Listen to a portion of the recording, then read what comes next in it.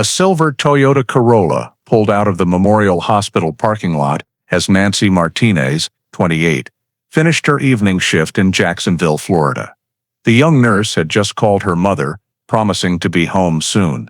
Her voice tired but familiar before vanishing off the radar. Traffic cameras captured the car on Arlington Expressway at 8:10 p.m., but then it disappeared as if swallowed by the night. 3 hours later, Nancy's phone went dead, and her small Arlington apartment remained eerily silent in desperate anticipation. The next morning, the Corolla was found at Blue Cypress Park, doors unlocked, a blood-stained blouse, and a lone Marlboro cigarette butt on the floor. What happened in those fateful 30 minutes would leave Jacksonville reeling for over a decade. Before diving into the story, don't forget to subscribe to the channel and hit the notification bell to stay updated on the latest cases. Nancy Martinez, 28, was a dedicated nurse at Memorial Hospital, living with her mother in a modest apartment in Jacksonville's Arlington neighborhood. With a gentle smile and rare devotion, Nancy was beloved by colleagues and trusted by patients. Her life was simple yet meaningful, revolving around work, family, and quiet evenings with her mother. Arlington was a bustling residential area where everyone knew each other, and Nancy was seen as a model of hard work and compassion. On the evening of Monday, July 14, 2008, Florida's stifling summer heat blanketed the air. Nancy finished her shift at 7:45 p.m. after hours of rushing through the emergency room. As she stepped into the hospital parking lot, neon lights reflected off the white blouse she hadn't yet changed out of. Before opening the door of her silver Toyota Corolla, Nancy called her mother, her voice weary but warm. "I'll be home soon." That was the last time Mrs. Martinez heard her daughter's voice. Traffic cameras on Arlington Expressway later recorded the Corolla heading east at 8:10 p.m. In the grainy footage, the car's taillights glowed like a small red streak before fading into the sparse traffic. After that moment, no camera captured Nancy or her car again. Back at the Arlington apartment, Nancy's mother waited for her daughter's return. By 9 p.m., then 10 p.m., she grew restless, glancing at the clock repeatedly. When the clock struck 11 p.m., she called Nancy's phone. The first call rang endlessly, as did the second and third. By the fourth, the phone went straight to voicemail. A wave of fear surged, her heart pounding, eyes fixed on the front door, hoping for the sound of keys jingling.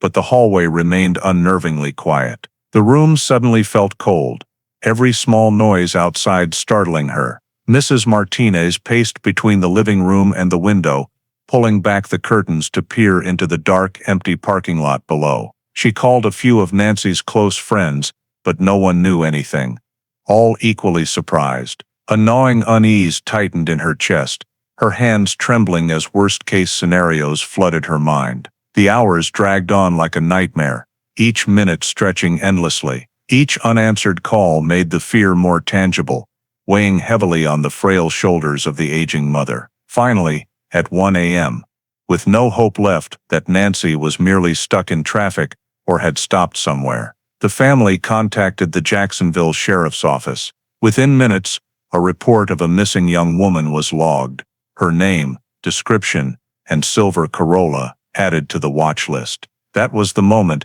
Nancy Martinez was officially declared missing, marking the start of a journey her family never imagined they'd face. A normal night turning into the beginning of a nightmare that would linger in darkness for years. As the sun rose the next morning, Jacksonville carried on as usual, but in the Jacksonville Sheriff's Office, Nancy Martinez's missing person report became top priority. Hastily written notes from the early morning, 28-year-old woman, left work at 7:45 p.m., hasn't returned home, were passed to the command desk. A patrol team was immediately dispatched, scouring routes Nancy might have taken, contacting the hospital, gas stations, and nearby Arlington neighborhoods. While the Martinez family waited anxiously for news, a group of officers drove to Blue Cypress Park, a sprawling lakeside park popular for fishing and jogging. At 9 a.m., sunlight glinted off the water, but in the deserted parking lot, they spotted a familiar vehicle, a silver Toyota Corolla, its license plate matching Nancy's. The car sat motionless, showing no signs of a crash or recent movement. As they approached, they noticed the doors were unlocked. Inside, the driver's and passenger's seats were eerily tidy. Nancy's wallet, phone, and keys were gone, as if she had stepped out in a hurry and never returned. On the front seat, something stopped the team in their tracks. Nancy's white nurse's blouse, her uniform, left behind as if forgotten. On the sleeve, near the wrist, faint brownish stains, resembling dried blood, stood out. On the floor by the passenger seat, a single Marlboro cigarette butt lay discarded. Nancy didn't smoke, nor did anyone in her family. The presence of the cigarette butt raised an immediate question: had a stranger been in the car, and if so, what had they done to Nancy? What baffled the officers most was the scene's eerie calm. No scratches on the steering wheel, no broken glass, no signs of a struggle. The Corolla seemed abandoned by an invisible hand, disturbingly neat, unsettlingly cold. A young officer whispered, "It's like someone wanted to erase everything." The forensics team arrived that morning, photographing every detail, from the blood stains on the blouse to the cigarette butt on the floor. Evidence was numbered and sealed in bags. The parking lot was cordoned off with yellow tape to keep curious onlookers at bay. A few witnesses in the park were questioned. A middle-aged man who walked there early claimed he hadn't seen the car the previous day. A security guard reported nothing unusual during his night shift, but admitted to dozing off in his booth. The information was sparse, vague, and unhelpful. The car was towed from the scene by noon, under the curious gazes of a crowd gathered behind the tape. Local news broadcast footage of the silver Corolla being loaded onto a tow truck, police lights flashing across its faded silver paint. That image quickly became the first symbol of the mysterious disappearance. At the FDL lab, technicians began their work. The blood on the blouse was confirmed as human, but the group couldn't yet be determined, and DNA comparison was limited by technology. The cigarette butt was preserved for fingerprint and DNA analysis from residual saliva, but the process would take time. The report sent to JSO that afternoon was brief. Scene shows no clear signs of a struggle. Evidence may be useful, awaiting further analysis. For the Martinez family, finding the car only deepened their dread. Nancy didn't return with the Corolla. Her nurse's uniform was left blood-stained, and a stray cigarette butt hinted at someone else's presence. In the Arlington apartment, Mrs. Martinez clutched a newspaper featuring the car's photo, her eyes blurred with tears. The Corolla returned without its owner, leaving her with the feeling of a door slamming shut, trapping her in a void of darkness. On the second night since Nancy's disappearance, the family sat around the table, staring at each other in silence. Barely 24 hours had passed, but the unease had become a bleeding wound in their hearts. For the Jacksonville police, the case had escalated beyond a routine missing person report, becoming a perplexing puzzle. Who had been in that car, and where had Nancy Martinez vanished to, in a city that now felt anything but safe? On the evening of July 15th, after Nancy's silver Corolla was towed to the station and the Blue Cypress Park scene was cleared, the investigation team officially began reconstructing her final journey. The Jacksonville Sheriff's Office was bathed in pale neon light. City maps spread across tables, red pins marking key locations. Their first move was to return to Memorial Hospital, where Nancy ended her shift. Colleagues confirmed she left at 7:45 p.m., as usual, carrying a small purse and car keys. No one noticed anything unusual. Nancy said goodbye cheerfully, even making plans with a coworker to grab coffee sometime. All statements aligned. She left in a normal mood, neither rushed nor stressed. Investigators then reviewed city traffic camera footage. The only image was from Arlington Expressway at 8:10 p.m. The silver Toyota Corolla speeding past, its taillights standing out in sparse traffic. But after that, no camera captured Nancy's car.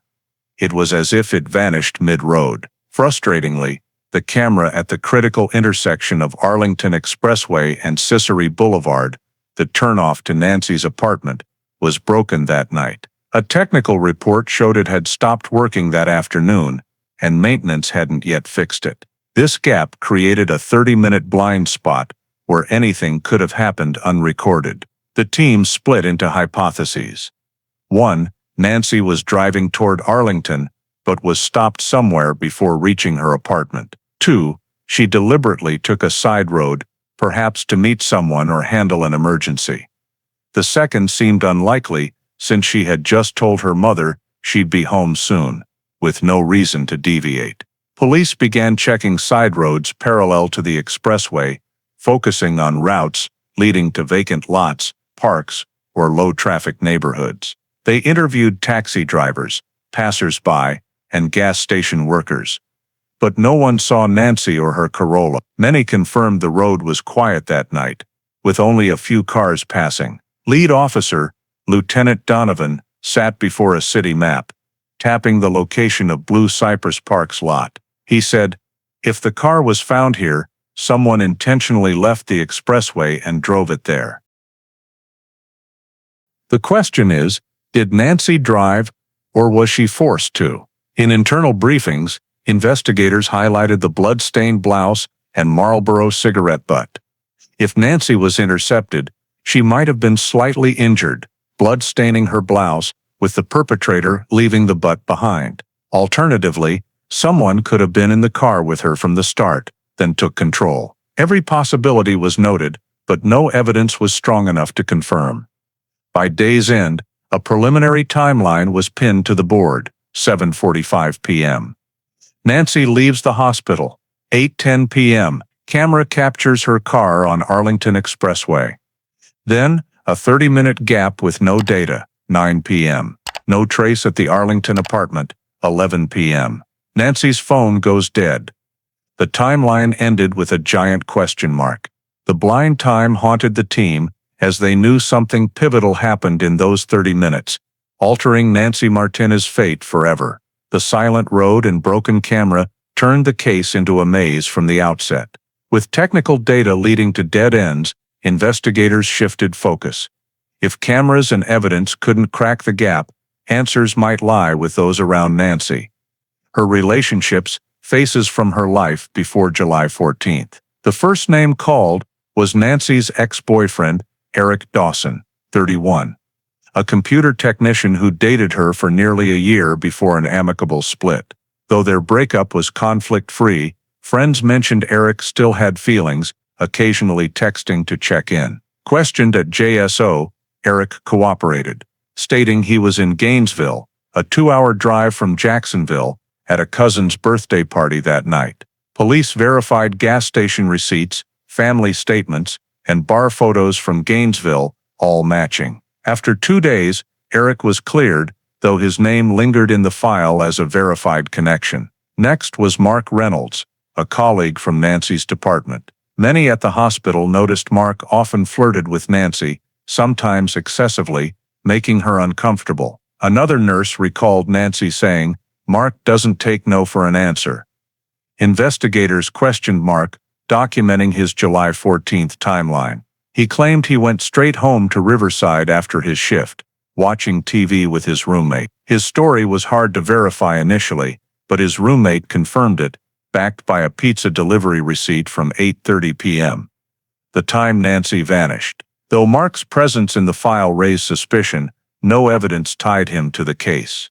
A third man, not directly linked to Nancy, emerged from a neighbor's account. A woman living near the Martinez home reported that 2 weeks before Nancy's disappearance, Nancy complained about an old green pickup truck parked near their apartment for days. Nancy felt watched, but wasn't sure if it was a coincidence. This detail was urgently noted. Investigators reviewed patrol logs around Arlington, but records only mentioned a suspicious vehicle, no further action, no license plate, no photos, just a vague description. This lead became another tangled thread, complicating the case. Meanwhile, JSO combed criminal records in Arlington and nearby areas, listing 5 men with histories of violence or sexual assault within a 10-mile radius of Blue Cypress Park. Each was questioned, their alibis checked against the timeline, and DNA samples compared to the blouse's blood. Results disappointed, none matched.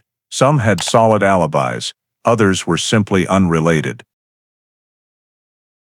The initial investigation circled through hypotheses, interrogations, and checks, only to hit dead ends. Each new witness added a disjointed piece, never forming a complete picture. Lieutenant Donovan noted in his report, "No current suspect meets the criteria of motive, opportunity, and physical evidence.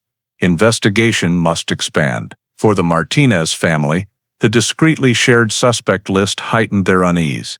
Each time Mrs. Martinez heard of a questioning, hope rose, then crashed.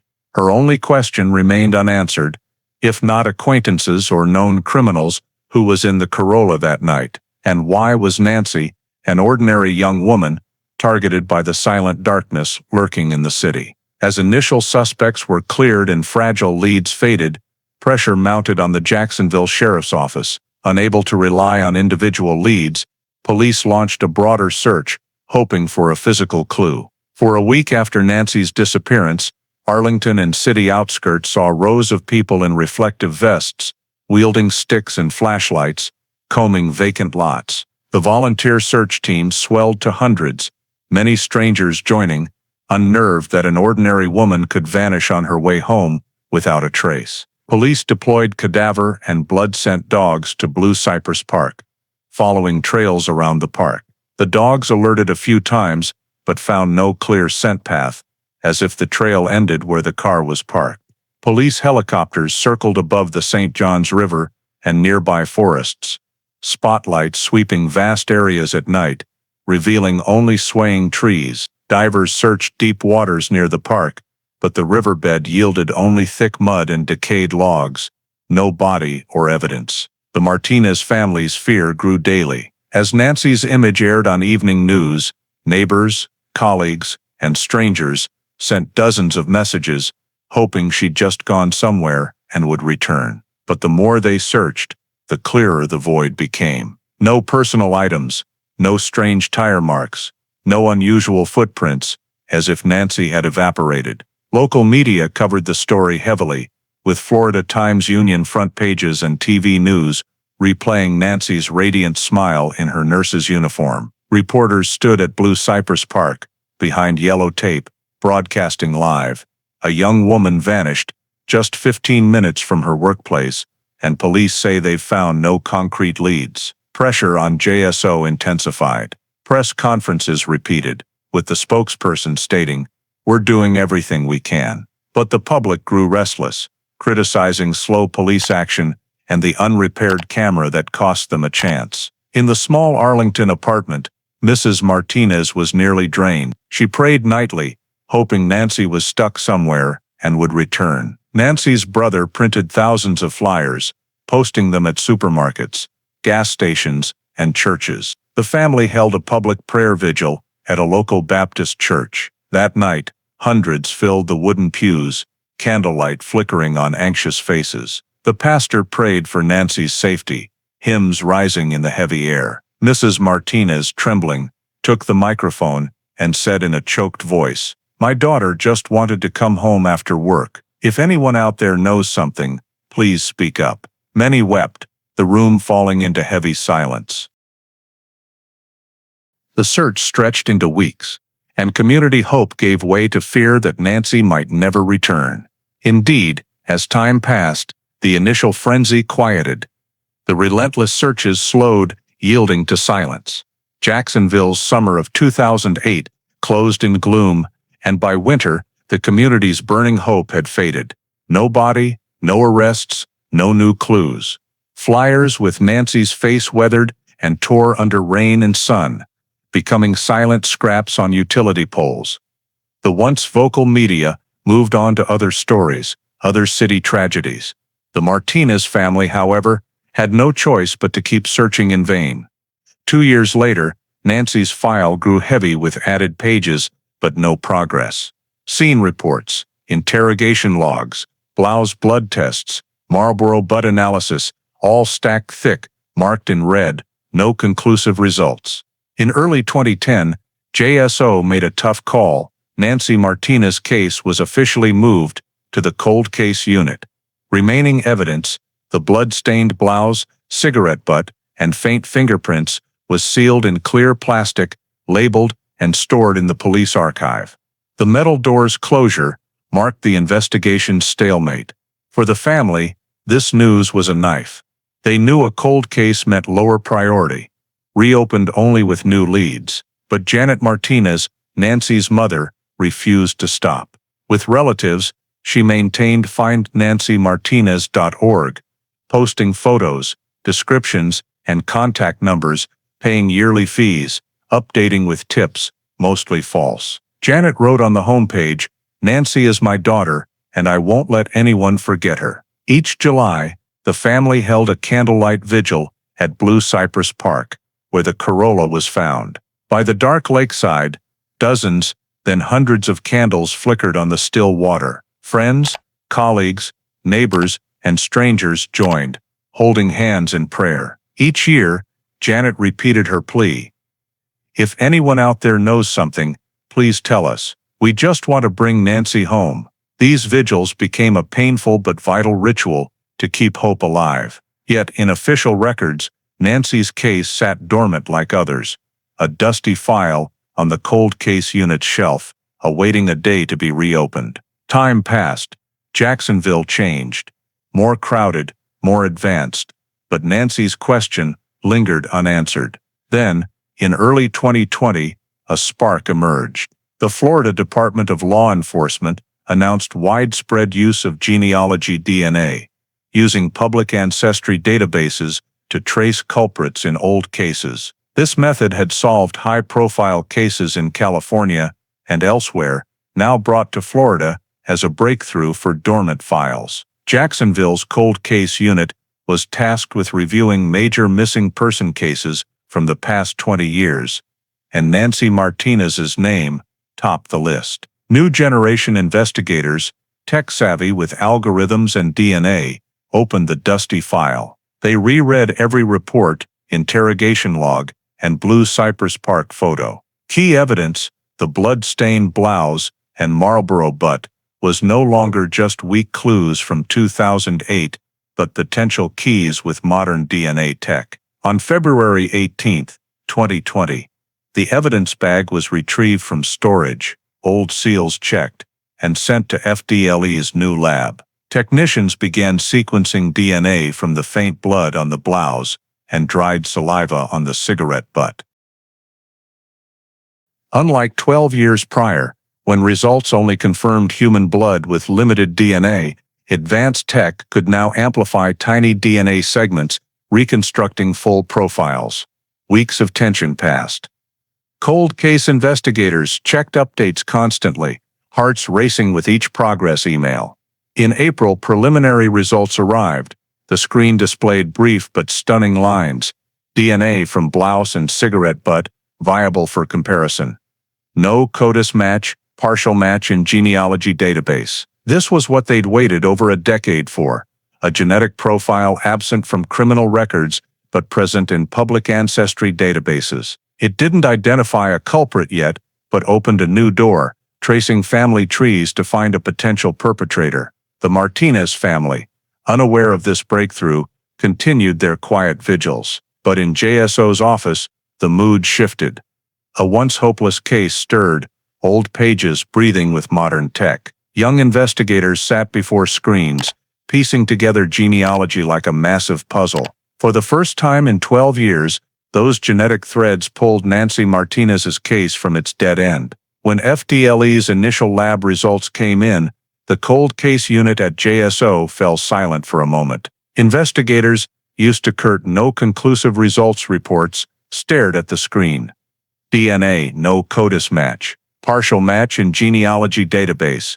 Those words lit up the room. CODIS, the national DNA database of convicted criminals, had no match, meaning the perpetrator wasn't a known offender. But the DNA partially matched a profile submitted to an online genealogy service for distant relatives. This was the new investigative path succeeding in other states, now touching Nancy Martinez's case. Lead investigator Lieutenant Donovan, and two DNA experts began building a family tree from the partial match. It was like assembling a giant puzzle. Starting with matching DNA segments, they traced back generations, cross-referencing public databases, birth certificates, marriage records, and military files, all pieces of a family mosaic. Weeks passed, the office whiteboard covered with names, connections, and family branches spanning Georgia to Florida. One surname stood out, Anderson, with relatives scattered from St. Augustine to Jacksonville. Among them, a name grabbed attention: Michael Anderson, born 1956, then 52, an electrician. Records showed he lived near Arlington in 2008, less than 3 miles from Nancy's apartment. Investigators dug into old data. Michael had been noted in a late 1997 domestic dispute, but lack of evidence led to no charges. After 2010, he moved frequently from Jacksonville Beach to suburbs, as if obscuring his trail. His name never appeared in the initial suspect list due to his clean legal record then. But now, with the family tree pointing to his branch, he became a focal point. Investigators revisited the timeline map. Arlington Expressway, where Nancy's car was last seen, was near Michael's 2008 rental. Blue Cypress Park, where the Corolla was found, was under 10 minutes' drive from his home. The alignment was suspiciously close. In briefings, Donovan stressed, "This isn't ironclad proof, but it's the strongest lead in 12 years." Family trees don't lie.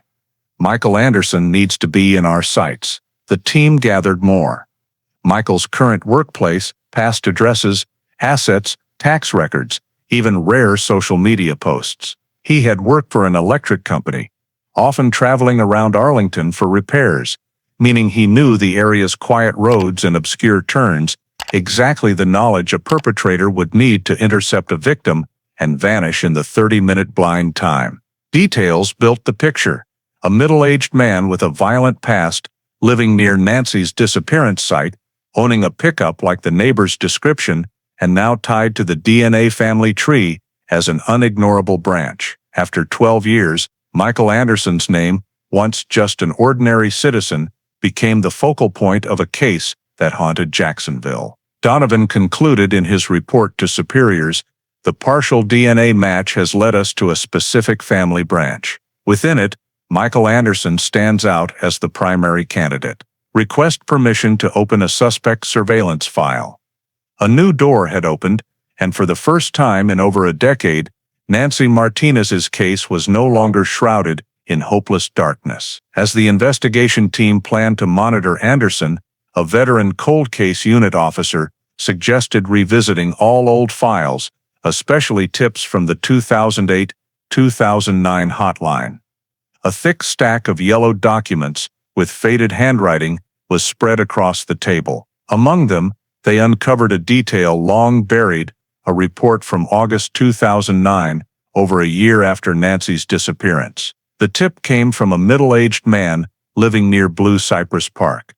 He recalled that on the night Nancy vanished, around 8:30 p.m., while walking through the park, he noticed a green pickup truck parked near a row of trees by the lot. He remembered it vividly because the lot was usually empty at night and the bulky truck stood out. The witness stated the truck's lights were on for a few minutes, with a figure inside the cabin, but he passed by and didn't approach. The next day, the truck was gone. The tip was logged by JSO, but with no license plate or detailed description, just a Ford F-150 or similar green. It was marked unverifiable and shelved, lost in a pile of hopeless records. Now, learning Michael Anderson owned a green Ford F-150 in 2008, the old tip's significance shifted dramatically. A young officer, reading the report, looked at Donovan. "This is it. It all lines up chillingly." Donovan held the yellowed paper, his voice low. "We had the truck, and we overlooked it for 11 years. Investigators immediately checked vehicle registration records. DMV files confirmed Michael Anderson registered a 1996 green Ford F-150 with a Florida plate, sold in 2010. just 2 years after Nancy's disappearance. The sale note sent shivers. Old truck engine issues, sold to scrapyard. The vehicle was likely destroyed, leaving no chance for further evidence. Yet, its mere existence, paired with the 2009 witness tip, turned a forgotten lead into a golden clue. The room fell silent for a moment before erupting with theories. Was Nancy taken into that F-150 after leaving the expressway? Was it where her final moments unfolded?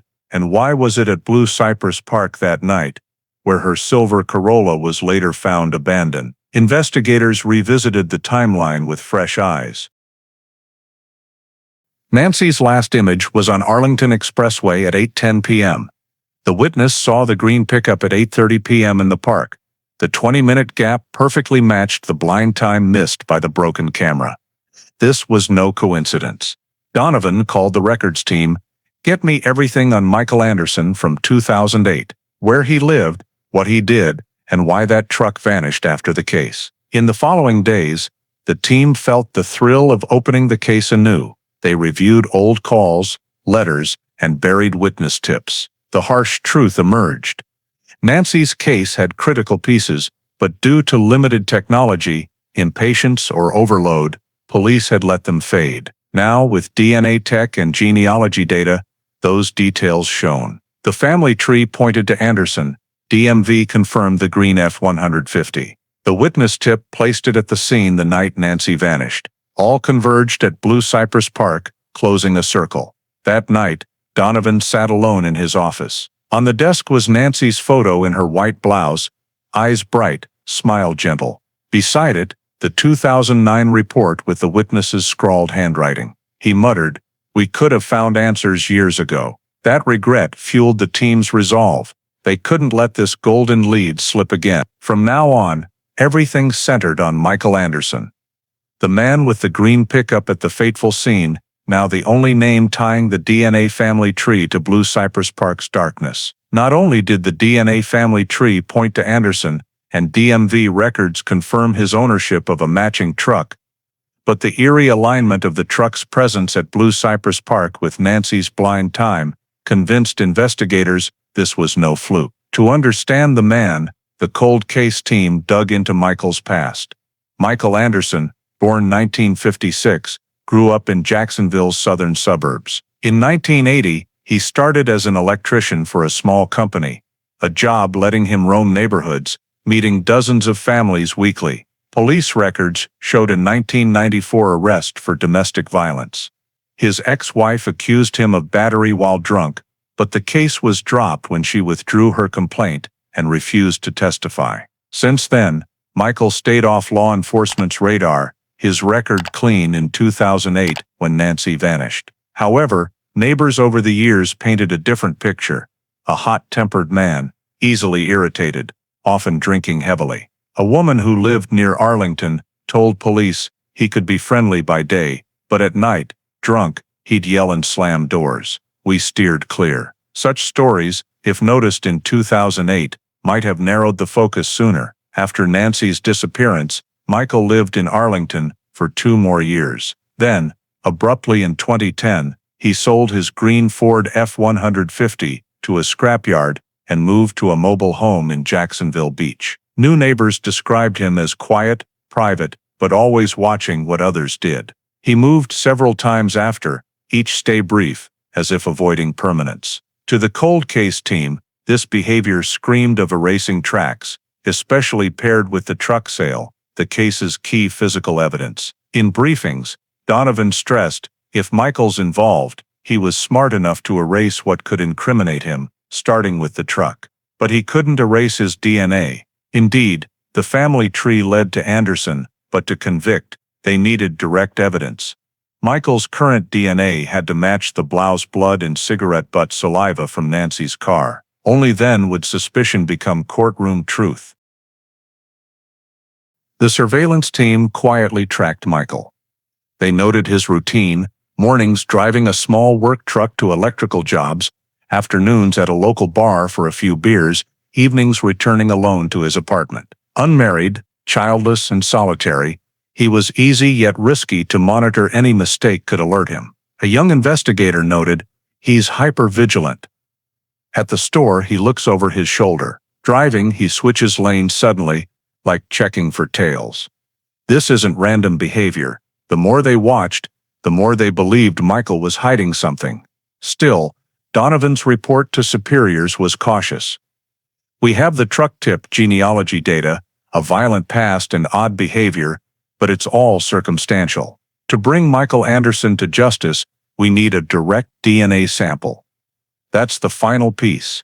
That statement became the cold case unit's guiding star.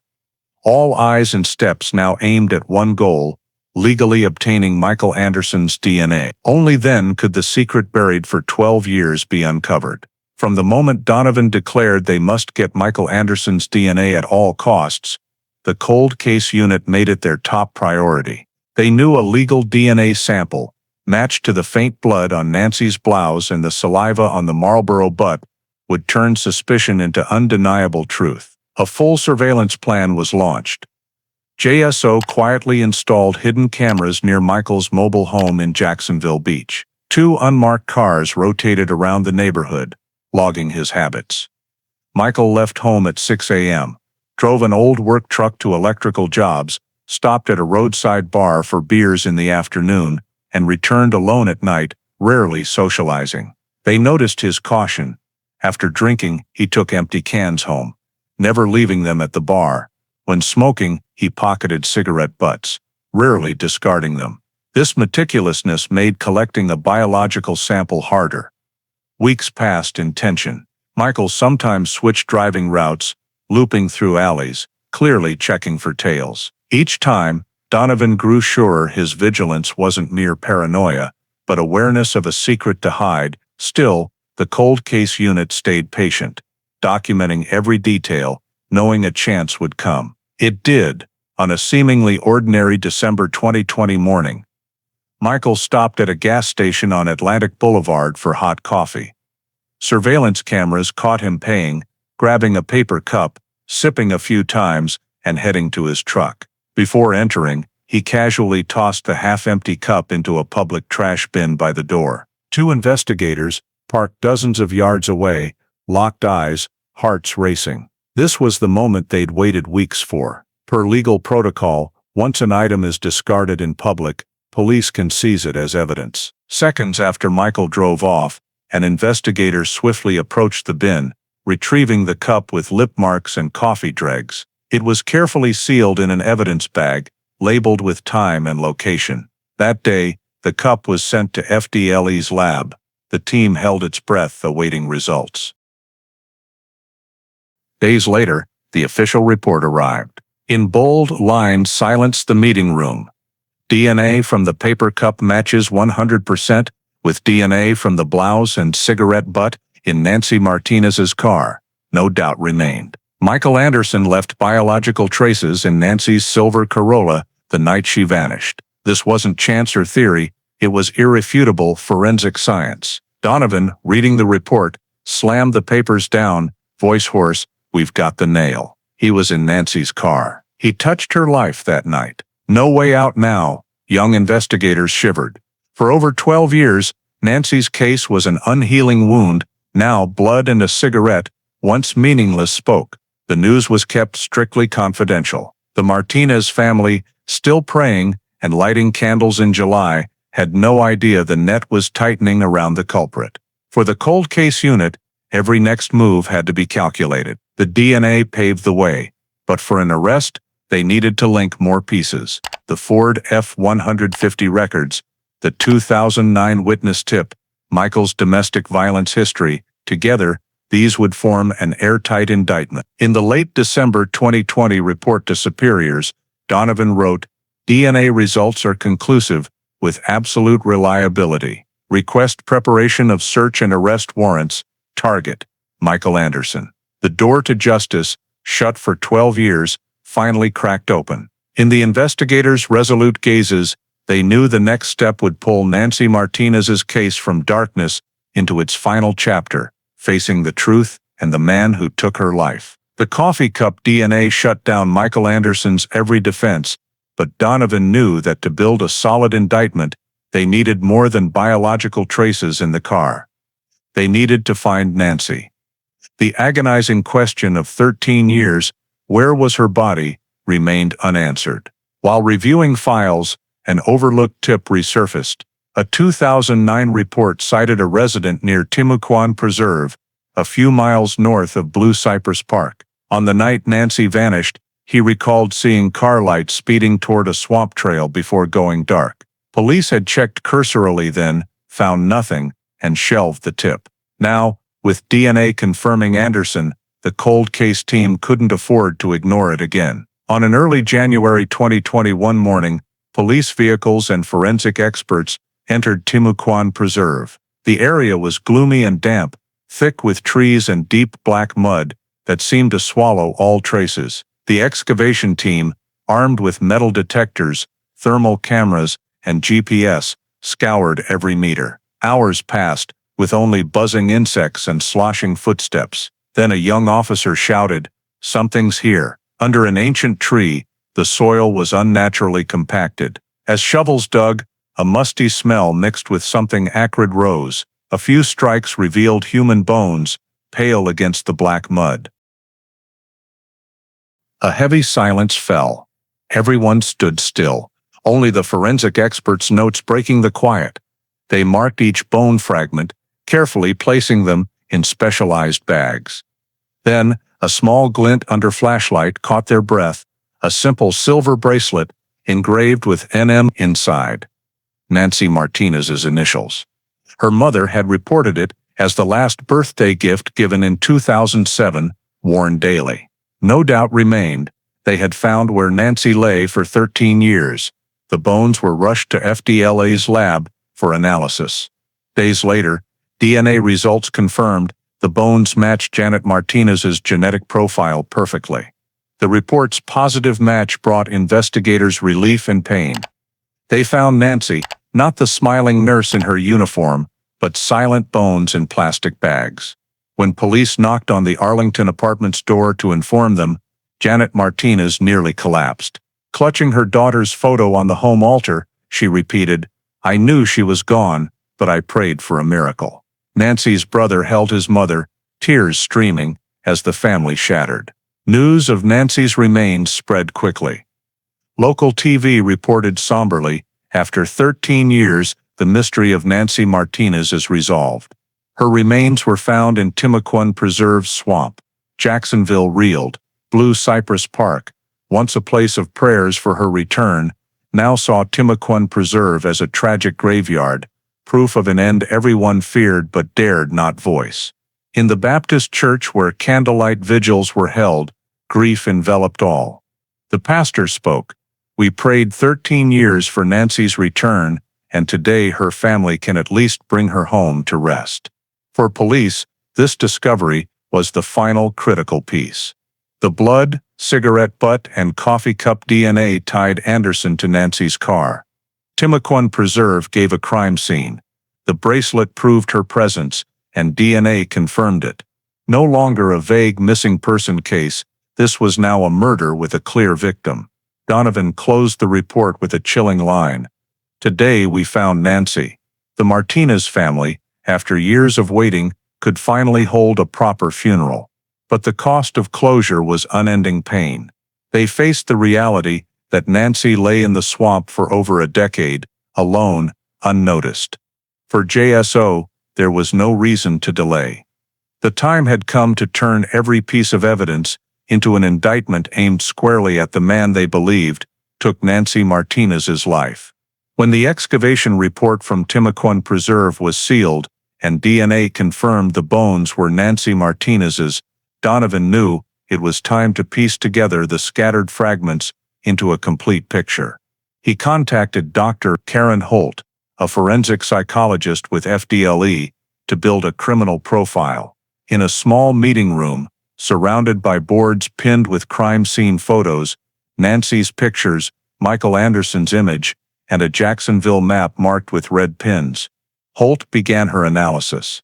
She reviewed the case timeline, evidence details, and the suspect's subsequent behavior. The perpetrator likely had no close personal relationship with the victim, Holt started, but may have been familiar with her face or lived nearby, enough to track her routine. He waited for an opportunity and struck impulsively, without a sophisticated long-term plan. Holt pointed to the image of the Corolla abandoned at Blue Cypress Park. The car was left neatly, undamaged, with no signs of a struggle. This suggests the perpetrator quickly controlled the situation, forcing the victim to comply, possibly through force or threats. After taking control, he left the car in the park and used another vehicle to take the victim away. She moved to the excavation photo. The body was buried shallowly in Timucuan Preserve, not deeply, not well hidden.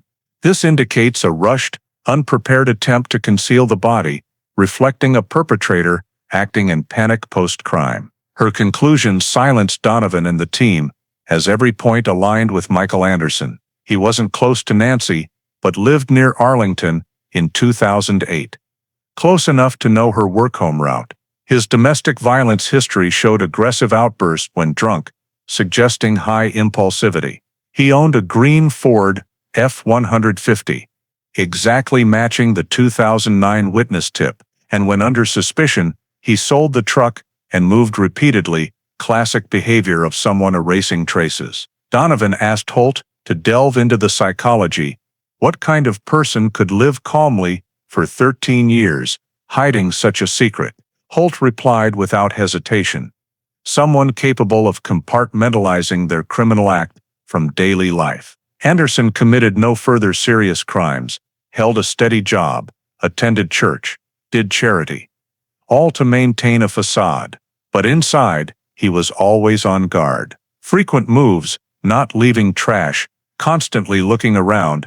These are signs of a deep fear of discovery. The criminal profile became a multi-page report. A middle-aged male, living near the victim, with a violent history, acting impulsively without premeditation, hiding the body hastily, then living reclusively, and moving often to avoid attention. At the report's end, Holt underlined her conclusion. Michael Anderson fits this profile perfectly. Holding the thick file, Donovan felt more certain than ever that the perpetrator's portrait was complete. No longer scattered pieces or vague theories. Nancy Martinez was now a victim of a named, faced, history-documented, behavior-specific individual. All that remained was turning this profile into a courtroom indictment in Duval County. With DNA evidence, physical items, witnesses, and now a psychological profile, Donovan knew they were ready to bring Michael Anderson into the light. Dr. Holt's criminal profile provided the final piece Donovan needed for the next step. On a chilly February 2021 morning, he and the cold case unit entered a 7th-floor meeting room at Duval County Courthouse. Chief Prosecutor Sarah Klein and 2 assistants awaited. On the table, a thick stack of documents, bound and labeled, Nancy Martinez, 2008 homicide. No one spoke much. The air was taut. Donovan began firmly. We have everything we need. DNA evidence, physical items, witnesses, behavioral profile. The only task left is turning this into an indictment and securing an arrest warrant. Investigators presented in turn. First, the DNA report, blood on the blouse, the Marlboro butt in the Corolla, and DNA from Anderson's discarded coffee cup, all matched perfectly. Undeniable proof. Anderson was in Nancy's car the night she vanished. Next, the excavation findings remains in Timucuan Preserve, a silver bracelet with NM and DNA matching Nancy's mother. This was no longer just a missing person case, but a homicide with a body. Then, the 2009 witness statement, confirming a green pickup at Blue Cypress Park that night, matching Anderson's ownership of a green Ford F-150 sold 2 years later. Prosecutor Klein flipped through the documents, her sharp eyes missing nothing. She paused at the silver bracelet photo, her finger grazing the image, then looked up. This is what will move the jury. A small item tied to the victim's identity. It ties everything together. An assistant added, the 1994 domestic violence case shows Anderson's aggressive history, bolstering the criminal profile. Donovan continued. We've tracked Anderson's recent behavior. He's hyper-vigilant, changes routes, cleans up trash meticulously. That's a guilty man's behavior. Everyone nodded. The legal file was typed up in the room, compiling all evidence, DNA, remains, bracelet, witness testimony, truck records, suspicious behavior. In the document, Michael Anderson was named the primary suspect in the first-degree murder of Nancy Martinez. The meeting stretched hours, discussing technicalities, ensuring an unbroken chain of custody for evidence, DNA samples sealed and analyzed per protocol, and the 2009 witness's ability to testify. Klein stressed, "We can't leave any gaps for defense attorneys to exploit. This case will draw media attention." "We must be 100% certain," Donovan replied. "We're ready." By late afternoon, as Jacksonville's sun dipped, a thick file was handed to Klein. She signed the final page. The bold text read, "Arrest warrant, Michael Anderson. Charge, first-degree murder." The pen scratch was crisp, but to Donovan and the cold case team, it was the sound of justice. After 13 years, Nancy Martinez finally had a voice from the Timucuan preserve mud. Donovan gathered the documents, his gaze resolute. The hardest part lay ahead, arresting a man who hid his crime for over a decade and bringing him to Duval County's court. But unlike before, they no longer walked in darkness. They had the bracelet, bones, DNA, witnesses, and now an arrest warrant. Justice for Nancy was no longer a faint hope, it was reality. In March 2021, less than a month after Klein signed the arrest warrant, the operation began. Michael Anderson had lived quietly for over a decade, comfortable in his role, a reserved middle-aged man, active in church charity, occasionally fixing neighbors' wiring for free. But to Donovan and the cold case unit, it was a carefully crafted mask, hiding the truth. On March 12th, before dawn, with Jacksonville Beach's sky still misty and Atlantic salt air blowing through the quiet street, Michael's pale yellow single-story rental sat unassuming. The neighborhood, mostly retirees, was used to friendly morning greetings. None suspected that in hours, their street would become the city's focus. JSO's SWAT team assembled at 5 a.m., equipped with body armor, rifles, and light armored vehicles, prepared for a flawless arrest. Donovan was on site, standing by the SWAT commander, reviewing the file: arrest warrant, search warrant, target description. Michael Anderson, 64, electrician, possibly armed, highly cautious, but no signs of armed resistance. Priority, take alive. The order crackled over the radio. At 6:15 a.m., as first light touched the sky, SWAT vehicles quietly entered the street. Neighbors opened windows, spotting the unusual scene: black-clad figures moving swiftly, an armored vehicle blocking the alley. Some elderly residents thought it was a terrorism or bank robbery operation, never imagining the target was their light bulb fixing neighbor. At 6:30 a.m., the command was given. The front door shook under heavy knocks. "Police, open the door." Seconds later, with no response, SWAT breached with specialized tools. The crash echoed through the neighborhood. Michael, still in pajamas, stumbled into the hallway, startled, before 4 officers pinned him face down. Cold handcuffs snapped shut. The image, a gray-haired, weathered man dragged from his home in shock, became unforgettable for the neighborhood. Neighbors crowded behind police tape, eyes wide with disbelief. An elderly woman gasped, "My God, that's Michael. He fixed my outlet last week." Another man shook his head. "I don't believe it. He went to church every Sunday, donated to the poor. How could he be a killer?" Shock rippled through the crowd. The kind neighbor facade shattered instantly. Donovan stepped in, voice firm, "Michael Anderson, you're under arrest by order of Duval County Court for the first-degree murder of Nancy Martinez, July 2008. Michael didn't react immediately. His face paled, eyes darting, searching for an escape. Then he muttered, "You've got the wrong guy. I didn't do anything." His words were weak, lost amid the clank of handcuffs and boots on the floor. The house was thoroughly searched. SWAT seized computers, phones, clothes, anything that might hold evidence. In the garage, they found old cardboard boxes with scattered papers, but nothing directly tied to Nancy. Donovan wasn't discouraged. He knew the critical evidence was secure, 100% DNA match, the silver bracelet, and Timucuan remains. The search was just to bolster the indictment. As Michael was led to the police car, reporters tipped off earlier, swarmed, cameras capturing every step. The morning news broadcast the image, a handcuffed man, head bowed, flanked by officers. The screen flashed a red headline, "Shock Arrest. Suspect in 2008 cold case, Nancy Martinez." Jacksonville reeled. Those who sat beside Michael in church or shook his hand at charity events couldn't believe it. A pastor where Michael volunteered told reporters, "He seemed kind, always ready to help, but I guess we never truly know what's behind a face." The Martinez family, notified by phone, broke down. After 13 years, Michael Anderson's name was finally declared responsible for Nancy's death. Janet Martinez, in tears, told reporters, "I prayed for this day, but when it came, my heart still broke. Because my daughter will never come back." For Donovan, the arrest was just the start of a new chapter, bringing the suspect to trial. Watching Michael Anderson sit silently in the police car, eyes vacant, staring out the window, he knew one thing for certain.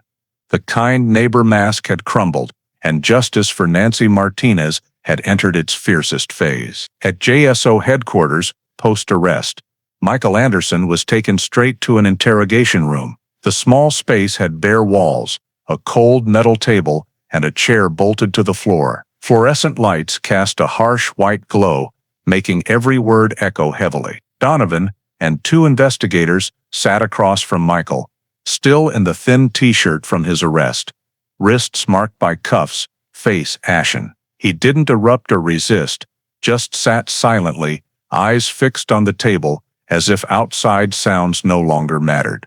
Donovan began calmly but firmly. "Michael, you know why you're here. This isn't a mistake.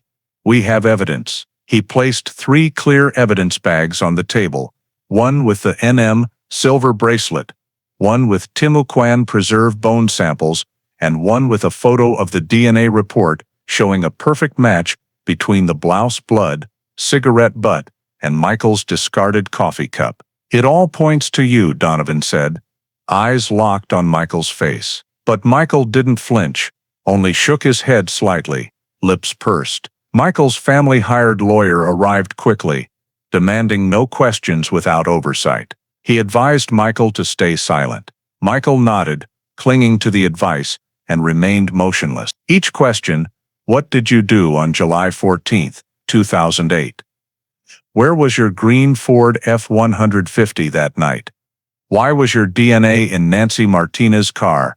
met a head shake or a blank stare. Tension filled the room. Donovan rested his hand on the file, voice low. "Michael, you have the right to stay silent. But Nancy deserves the truth. Her family has waited 13 years. You can't hide forever." The words echoed, but Michael's rigid silence held firm. The official report noted the 4-hour interrogation yielded no confession. Michael didn't admit guilt, didn't react to evidence, just shook his head mechanically. His lawyer ended the session, stating, "My client is innocent. DNA can be mistaken. We'll prove it in court." As Michael was led out, Donovan watched, a mix of frustration and resolve rising. He knew, with a suspect like this, the truth wouldn't come in interrogation. But he also knew the evidence was overwhelming. Michael's silence didn't weaken the case. It only sharpened the portrait of a man hiding a secret to the end. The next battle wasn't in the interrogation room, but under Duval County Court's glaring lights. After the failed interrogation, with Michael Anderson staying silent under his lawyer's protection, Donovan knew the police phase was nearly done. The fight would now move to the courtroom. Duval County's prosecutor's office, led by Sarah Klein, began preparations. They set up a war room dedicated to Nancy Martinez case, its walls plastered with evidence, crime scene photos, timelines, and forensic reports. Klein ordered her team to review every item, ensuring no gaps. On the table, clear evidence bags sat neatly.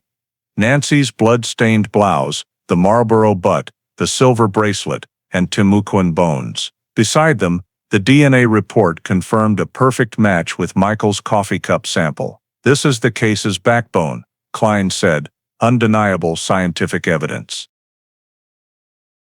They rebuilt the timeline, 7:45 p.m. Nancy leaves work, 8:10 p.m. Corolla on Arlington Expressway, 8:30 p.m. Witness sees green pickup at Blue Cypress Park, 9 p.m. Corolla abandoned, 11 p.m. Nancy's phone off. This sequence tied seamlessly to Michael's 2008 Arlington presence and his green Ford F-150 ownership. Klein included the 1994 domestic violence case as supporting evidence. Though closed without conviction, it showed Michael's aggressive, volatile nature, reinforcing Dr. Holt's criminal profile. "We must show the jury this wasn't an accident, but a behavioral pattern," Klein stressed. Beyond physical evidence, they lined up witnesses. The 2009 pickup witness would testify, detailing what he saw that night. Nancy's Memorial Hospital colleagues would confirm she left work on time, showing no distress. Arlington neighbors would testify about the strange truck parked near Nancy's home days before. Together, they formed a witness network bolstering the prosecution's story. The media caught wind quickly. After Michael's arrest, Jacksonville and Florida newspapers splashed front pages, 2008 cold case solved, shock arrest rocks community. As trial preparation spread, public reaction exploded.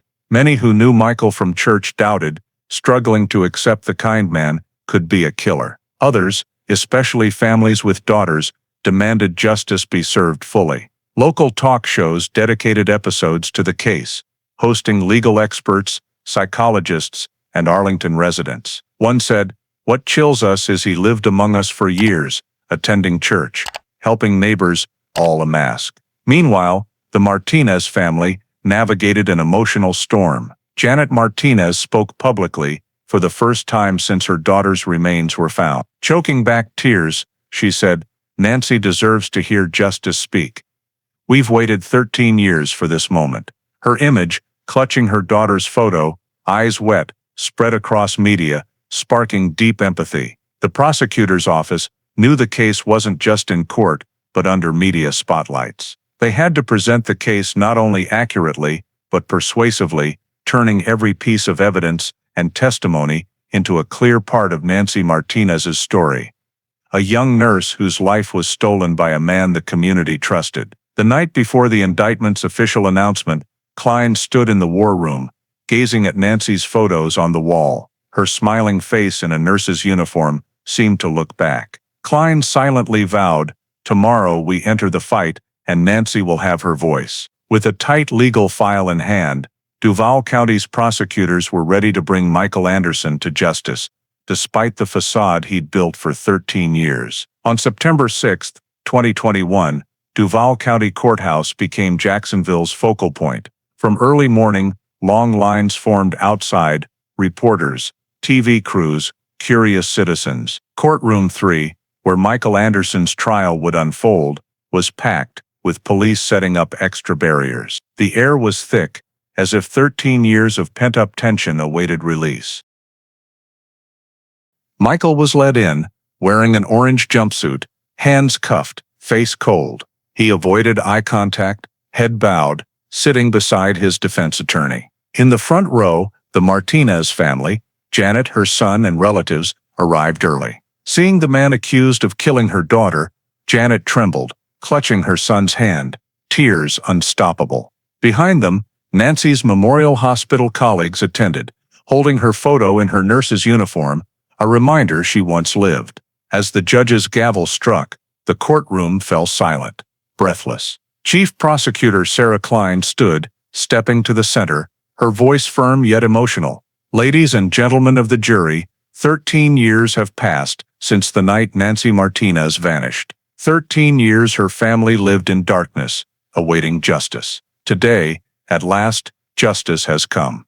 Her words echoed, sending shivers through the room. Klein began building the case with visuals. On the large screen behind her, Nancy's image appeared, a radiant smile, bright eyes, in her Memorial Hospital nurse's uniform. Next, the silver Corolla, abandoned at Blue Cypress Park, containing the blood-stained blouse and Marlboro cigarette butt. Then the screen shifted to excavation images from Timucuan Preserve, pale bone fragments. And finally, the silver bracelet engraved with NM, its cold gleam reflecting in the courtroom. A sob escaped from the front row. Janet covered her face, weeping uncontrollably. Many in the courtroom also shed tears. Klein continued, her voice resolute. The evidence will show that the defendant, Michael Anderson, was not only present in Nancy's car the night she vanished, but was the one who led her to her death. DNA doesn't lie. The blood on the blouse, the Marlboro butt in the car, and the DNA from the coffee cup Anderson discarded at the gas station all match perfectly. Not possibly, not probably, but certainly. The prosecution displayed the timeline, 7:45 p.m. Nancy leaves work, 8:10 p.m. Her car appears on Arlington Expressway, 8:30 p.m. A witness sees a green pickup at Blue Cypress Park, 9 p.m. The Corolla is abandoned, 11 p.m. Nancy's phone goes dead. In that blind time, Klein emphasized, Nancy met her killer, and we know who he is. The defense attorney sat quietly, taking notes, unable to stem the rising tide of emotion in the courtroom. The prosecution continued, highlighting Michael's old domestic violence record. This is a man with a history of aggression who used violence against a woman he lived with. That night, he erupted again, but this time, no one escaped. As the prosecution concluded its opening, the courtroom was silent, except for Janet's stifled sobs. Mrs. Martinez could barely stand, her son helping her sit. The image moved many jurors, some turning away to wipe tears. For them, Nancy was no longer just a name in a file. She was a young woman robbed of her future, a daughter torn from her mother's arms. The trial opened with a wave of emotion and evidence woven into an irrefutable story. Jacksonville watched every moment, and the public knew that from today, Michael Anderson's fate would be decided not in shadows, but under the blazing light of justice. After the prosecution's emotional opening, the atmosphere in the Duval County courtroom tilted heavily toward the Martinez family. But when Michael Anderson's defense attorney stood, the mood shifted. A seasoned lawyer, experienced in tough criminal cases, he stepped forward, voice calm and unshaken. Ladies and gentlemen of the jury, please remember my client is innocent until proven guilty. Your task is not to empathize, but to examine evidence with reason. The defense began dissecting each piece of evidence. Holding the DNA report, he said, "Yes, Anderson's DNA was on the blouse and in the car. But this case spans 13 years, with evidence stored and moved multiple times. We will ask, is it possible the DNA was contaminated or mishandled during analysis?" He looked directly at the jury, planting seeds of doubt. Next, he addressed the remains. We have bones, but no clear cause of death. No evidence of violent assault, no fatal wounds preserved. Could Nancy have had an accident or met someone else after leaving her car? Who can say for certain her death was caused by Michael Anderson? The defense exploited the timeline gap from 8:10 to 8:30 p.m. Where was Nancy? Did we see with our own eyes Michael driving a pickup to Blue Cypress Park? No. We have one witness who saw a green truck. There are hundreds of green F-150s in Florida. Why assume it was Anderson's? The courtroom stirred, but the defense remained composed, pulling the jury away from the prosecution's emotional narrative. He stressed, Nancy could have met someone else, a colleague, a friend, a drifter. We can't know for sure, and with so many possibilities, you cannot convict a man based on emotion. Yet, as arguments stretched, they hit limits. When Prosecutor Klein countered, she simply reconnected the pieces. The DNA matched not once but 3 times: blouse, Marlboro butt, gas station coffee cup. Silver bracelet found with the bones at Timucuan Preserve. The 2009 witness testimony about the green F-150, matching the truck Michael owned and sold post-disappearance. The 1994 domestic violence record, proving his aggressive nature. Together, they formed a picture too cohesive to dismiss. When Klein stood to rebut, she said bluntly, "They want you to believe this is coincidence. But does anyone here believe in a string of coincidences that long? A coincidence that Anderson's DNA was in Nancy's car, that he owned a truck matching the description, that Nancy's body lay in a remote area near where Anderson worked? No, ladies and gentlemen. This isn't coincidence. This is truth." The jury listened, many nodding. The Martinez family, in the front row, held hands tightly, tears falling again. Janet whispered, "Nancy, justice is coming." The courtroom clash continued, but the scales tipped clearly. The defense sowed some doubt, but the pieces fit too perfectly, painting an undeniable story. Michael Anderson intercepted Nancy in July 2008, took her into darkness, and hastily buried her in Timucuan Preserve swamp. After 13 years, that truth finally emerged into justice's light. As the heated arguments between prosecution and defense neared their end, Sarah Klein played her final cards. On the 10th day of the trial, she called an additional witness, a retired colleague of Michael's from the electric company. The silver-haired man stood before the jury, voice steady. "I remember clearly, the morning after that girl went missing. Michael came to work late. He had a long scratch on his arm, and when I asked, he just gave an awkward laugh, saying it was from a wire." The miner's story, in the case's context, became a chilling piece, silencing the courtroom. The unreported scratch now suggested a brief struggle the night Nancy vanished. Klein continued, "And one more thing." She activated the large screen behind her. It showed footage from the intersection camera, once deemed broken, from July 14, 2008. Using modern AI image restoration, the forensic team clarified blurry frames. On screen, faint light revealed a large pickup heading toward Blue Cypress Park around 8:28 p.m. The image wasn't perfect, but the dark green color and shape matched Michael's Ford F-150. The jury's eyes locked on the defendant. Michael Anderson sat rigid, gaze empty, hands trembling slightly on the table. Klein closed her case with a steely statement. "Ladies and gentlemen, we have DNA, the bracelet, the remains, the witness, and now the truck. Every piece fits. Nancy Martinez was murdered, and her killer sits right here." The courtroom fell silent. The Martinez family clung to each other, tears streaming. The jury was led to the deliberation room. 3 days passed, tension gripping Jacksonville. Reporters crowded the courthouse steps.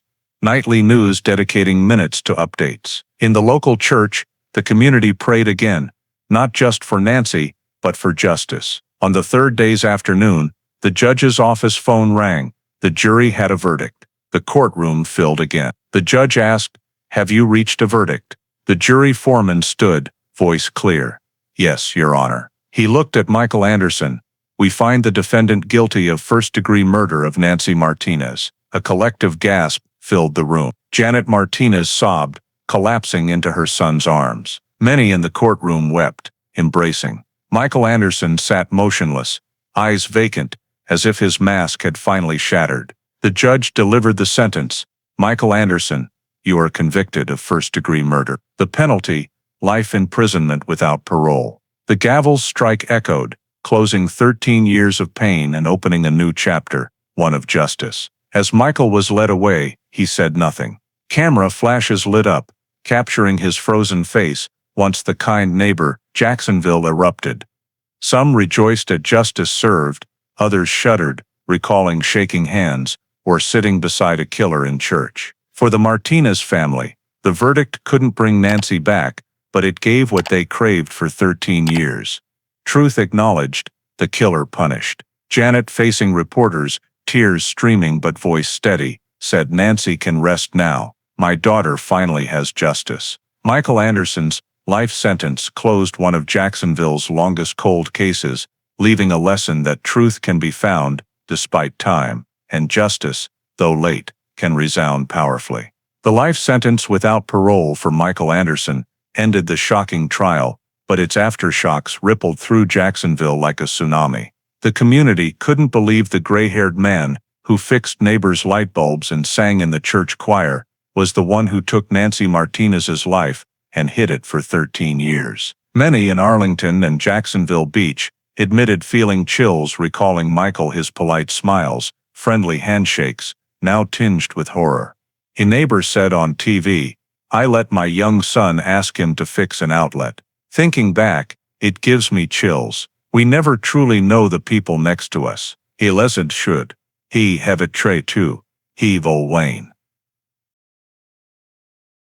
The Martinez family could finally do what they'd waited years for: hold a proper funeral for Nancy. On September 20th, 2021, at a small Arlington church, a white wooden coffin sat solemnly before the altar, covered in white lilies. Atop it was Nancy's photo in her nurse's uniform, her radiant smile intact. Janet, her mother, sat in front, trembling hands on the coffin, whispering, "I'm sorry we made you wait so long. Now you can rest." The funeral was packed. Former Memorial Hospital colleagues, high school friends, neighbors who posted flyers years ago. Hymns rose, choked with tears, erasing 13 long years of waiting. National media splashed the case on front pages. The New York Times, Washington Post, and CNN ran bold headlines: "DNA genealogy solves 13-year Jacksonville cold case." Analyses highlighted this as clear proof of genealogy DNA's power, a new tool revolutionizing how America tackles cold cases. A forensic expert said on air, "No doubt, this technology will keep bringing justice to thousands of families like the Martinezes today." In Jacksonville, emotions mixed sorrow and relief. Sorrow for Nancy, a 28-year-old full of promise, taken too soon. Relief that truth was exposed, the killer punished. A local reporter wrote, "Jacksonville today is a city of tears, tears of grief, but also tears of justice reborn." At the final candlelight vigil at Blue Cypress Park, where Nancy's silver Corolla was found years ago, hundreds of candles glowed, not with fading hope, but in remembrance. Janet Martinez stood before the crowd, voice frail but resolute. "Nancy has come home. Justice came, though late. I just want to send this message: cold cases may sleep, but justice never dies." Her words echoed across the quiet park, reflecting on the dark lake. People embraced. Many wept, and in that moment, Jacksonville found healing. Nancy Martinez's story didn't just end as a solved cold case after 13 years. It illuminated a reality of modern American life. We live in a seemingly advanced, safe society, but dangers can lurk behind our doors. Michael Anderson, the kind neighbor who attended church and fixed wiring for free, was a killer. The first lesson is not to overly trust appearances. Americans cherish community and mutual help, but this story reminds us vigilance is always needed, even with those deemed safest. Second, technology has shifted justice's balance. In 2008, Jacksonville police were stuck with scant evidence, a broken camera, overlooked witness tips. By 2020, genealogy DNA and a discarded coffee cup became the nail, unmasking the killer. This sends a message to modern America: trust scientific progress and never neglect preserving evidence. What seems meaningless today may be tomorrow's key. Finally, the Martinez family waited 13 years, held dozens of vigils, kept Find Nancy Martinez org alive to ensure the community never forgot. This teaches perseverance and the power of family love, even in a busy modern society. Keeping memories alive, speaking out, and pressuring authorities is vital to keep justice from fading. In other words, Nancy's story affirms that though justice may come late, it will come, if the community and family never give up. Thank you for joining us to witness Nancy Martinez's 13-year journey to justice from the shadows. Don't forget to subscribe to the channel to follow more solved cold case stories, and we'll see you in the next video.